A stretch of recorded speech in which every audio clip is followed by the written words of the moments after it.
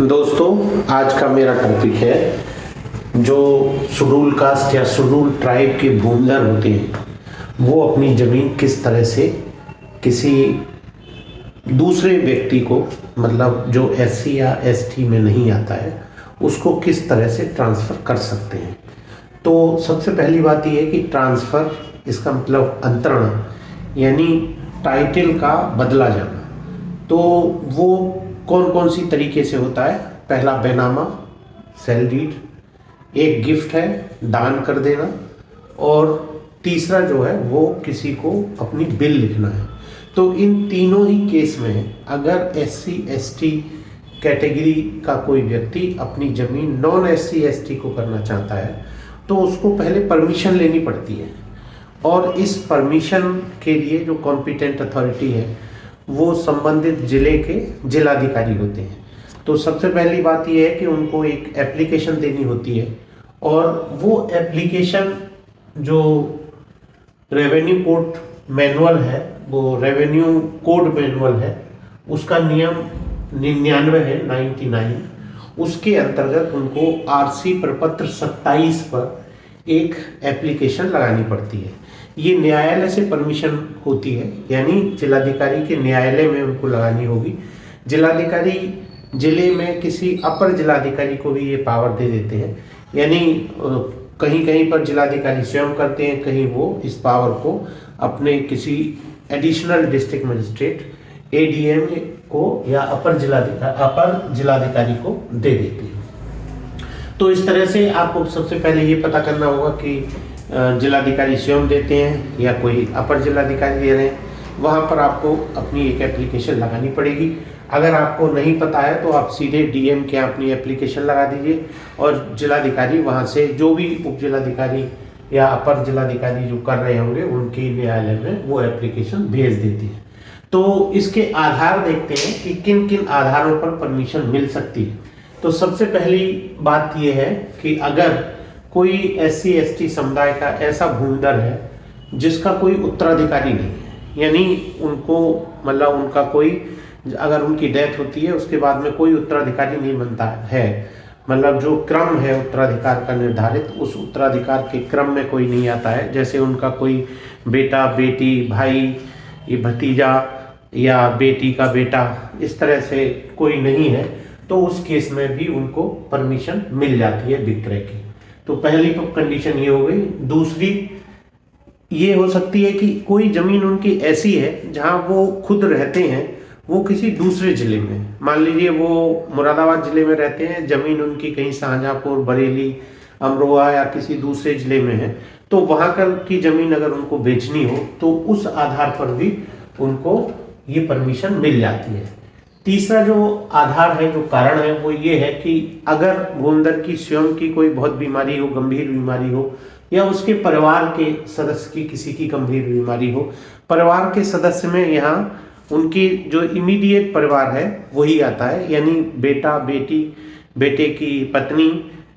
या उनकी खुद की पत्नी, या उनकी कोई बेटी, अविवाहित बेटी है, तो वो परिवार की कैटेगरी में आती है, और उस कारण पर भी उनको मिल जाती है। इसके बाद अगर मान लीजिए कोई भूमिधर ये कह रहा है कि वो, उसकी एक खेत ऐसा है जो उसे खेती करने में वहाँ प्रॉब्लम हो रही है, और वो उसको बेच करके कहीं दूसरी जगह, जो उसका एक दूसरा चक है उसके पास में कोई खेत है, वहाँ पर वो अपनी ज़मीन लेना चाहता है, तो उस केस में भी उसको परमिशन मिल जाती है, बशर्ते कि उनको पहले एक जो एप्लीकेशन लगाएंगे वो आरसी प्रपत्र 27 में, उस पर उनको एक विक्रय करार, मतलब एग्रीमेंट उस व्यक्ति से जिससे वो जमीन लेंगे बाद में अपनी जमीन बेचने के बाद, वो भी उन पर विक्रय करार, वो एग्रीमेंट, वो उसकी कॉपी एक लगानी पड़ेगी।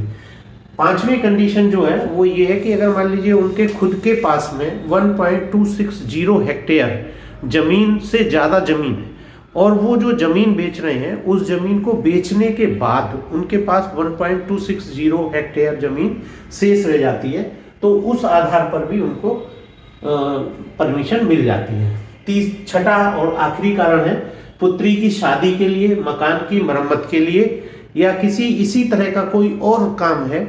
उस पर भी वो परमिशन के लिए अप्लाई कर सकते हैं। लेकिन ये परमिशन इस केस में बहुत मुश्किल से मिलती है। यहाँ पर ये जो परमिशन है वो कॉम्पिटेंट जो अथॉरिटी है, यानी यहाँ पर जिलाधिकारी या अपर जिलाधिकारी हैं, उनके स्वविवेक पर मतलब स्वविवेक पर आधारित है। वो चाहे तो दें या ना चाहे तो ना दें। तो इस तरह से ये 6 तरीके के आधार बनते हैं, 6 तरीके की कंडीशंस बनती हैं जिसमें उनको परमिशन मिल सकती है। अब जब वो आरसी प्रपत्र 27 पर पूरा भर के उसको जिलाधिकारी की कोर्ट में देते हैं और उस पर अपने जो भी कारण इन 6 में से वो लेते हैं, उन 6 की कोई ना कोई उनको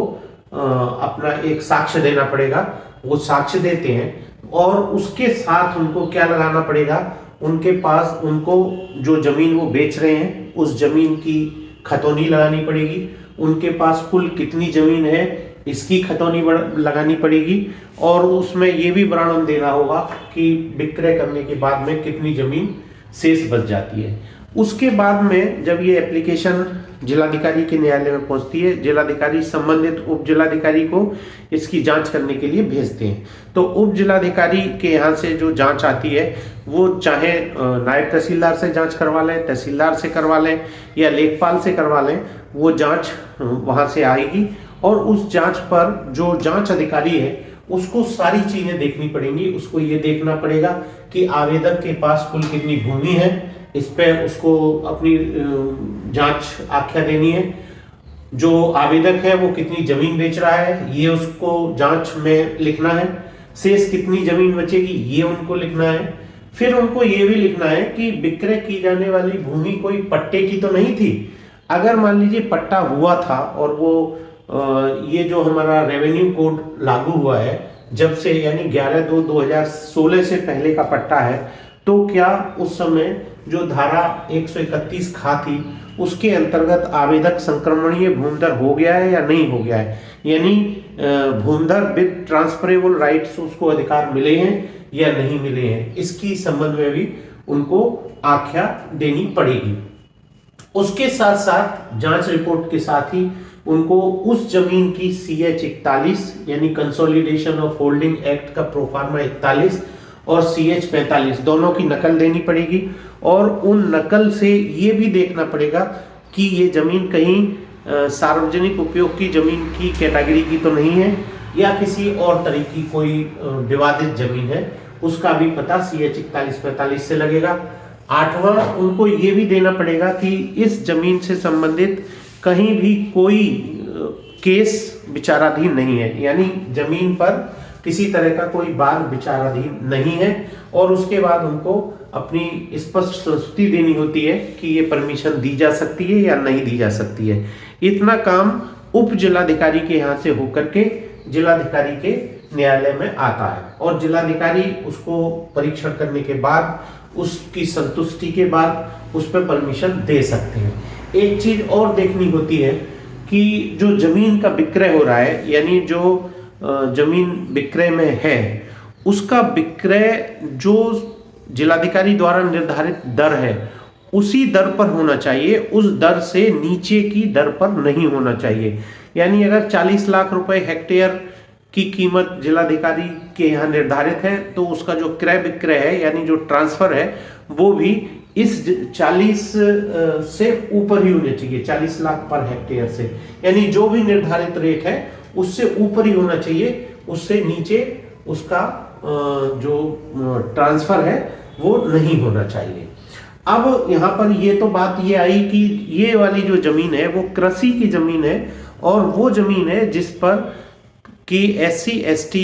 के जो खातेदार हैं, जो भूमिधर हैं, उनको ट्रांसफरेबल राइट्स मिले हुए हैं।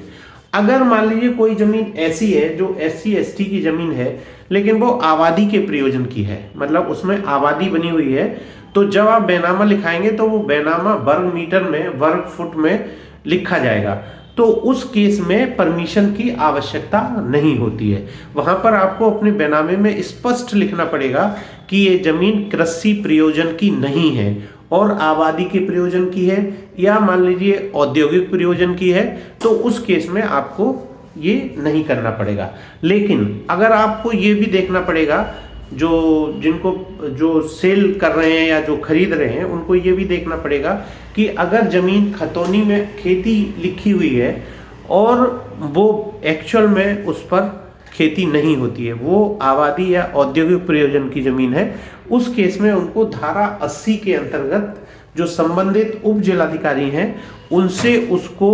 नॉन एग्रीकल्चरल या गैर कृषि भूमि घोषित करानी पड़ेगी। तो घोषित कराने के बाद ही उसका क्रय विक्रय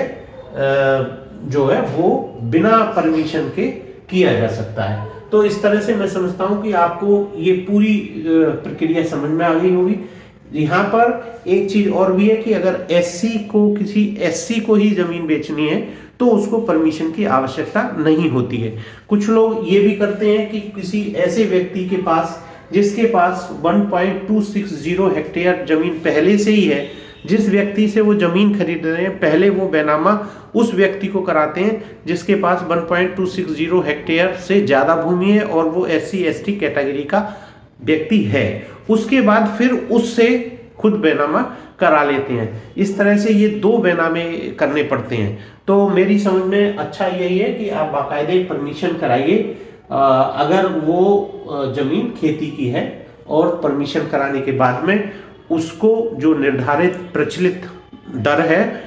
वो देखिए क्या है, लेकिन वो दर कभी भी जो जिलाधिकारी द्वारा निर्धारित दर है उससे कम ना हो, उससे ज़्यादा ही हो। उस पर आप अगर ट्रांसफ़र करा लेते हैं तो आपको किसी तरह की कोई परेशानी नहीं होगी। तो मैं समझता हूँ आपको